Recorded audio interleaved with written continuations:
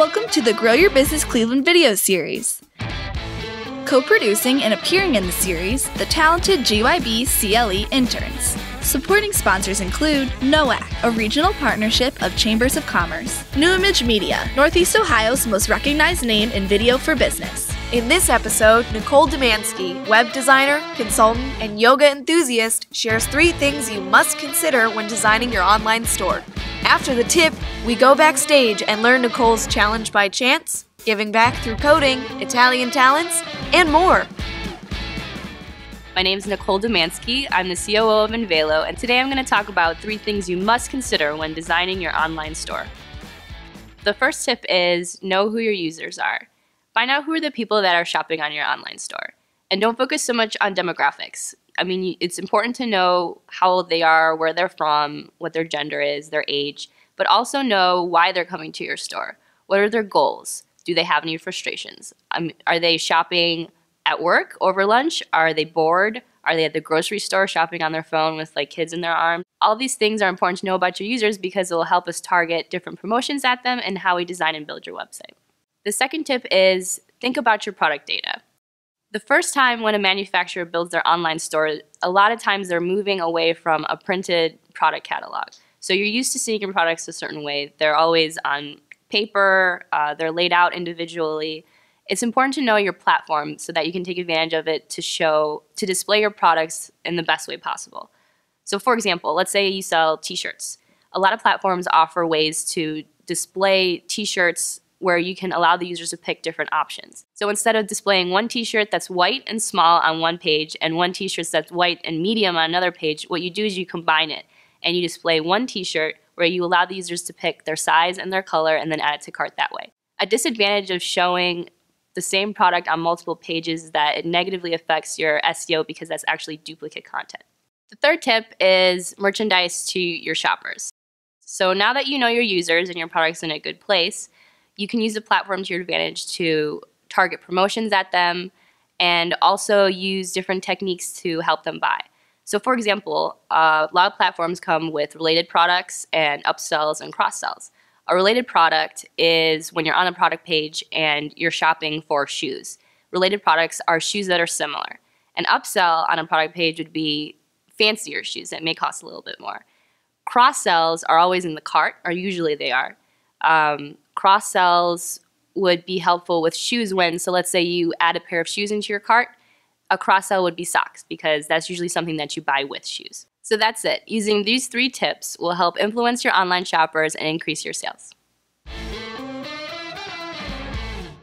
Up next, we get to know Nicole. Yoga is more than just poses. It's the art of balance, meditation, discipline, and sometimes challenges.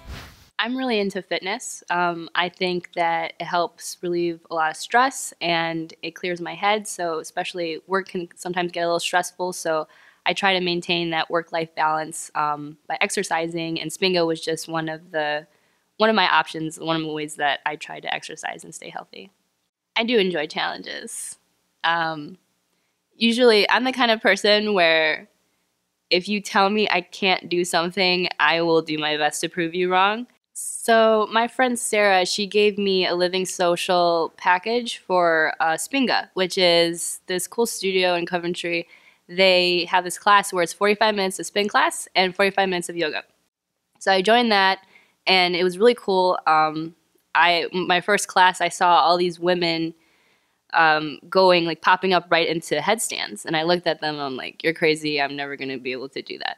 But I kept going. I went there once a week, and then slowly the teachers, they kind of held me up, and they showed me like what I should do, and they told me like how to hold my hands.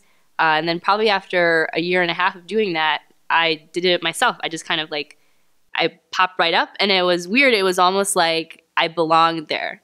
And as weird as that might sound, like the way that my body just kind of fell into my hand position, it just felt kind of right. So that's kind of how I approached the headstand thing. Once I saw that it was possible, I just kind of made it my mission to be able to do that. An anonymous quote read, "Children are great imitators, so give them something great to imitate." So growing up, my brother is 15 years older than me. So he's a big brother. And he would always bring home books about computers, and he would bring home like towers and just CDs. He always encouraged me to learn, first of all, and then he also had the technology spin on it. So I think he was a really big influence on me growing up. And I really think that that's why I gravitate towards a lot of these mentoring programs like Big Brothers and Big Sisters, because I just want to show young women and young men too that, you know, you can have a really cool career in technology and that this is an option for everyone if they are interested in it. I recently started this new program at Big Brothers and Big Sisters. It's called Richmond Heights Coders. And what you do is you show up once a week in their morning class and you attend class. Sometimes they talk about coding, sometimes they talk about other things, life challenges, that sort of thing. And you just build a bond and a relationship with these girls, and you get the opportunity to kind of help them out sometimes and see things through their perspective, maybe give them a little bit of insight every now and then if you can. It's really fun. Nicole la cosa preferita dell'Italia non è il cibo. Find out in this next Backstage clip. I recently took a long weekend trip to Milan, Italy. It was so much fun.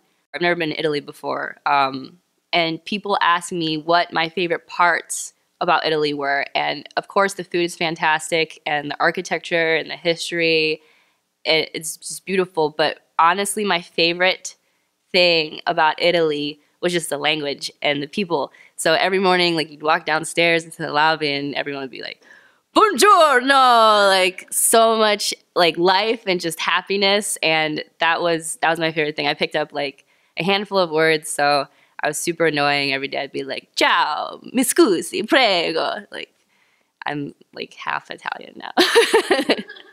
So how did Nicole score as a Grow Your Business Cleveland expert? We gave a thumbs up for online store design, being a role model, speaking Italian, and teaching yoga headstands.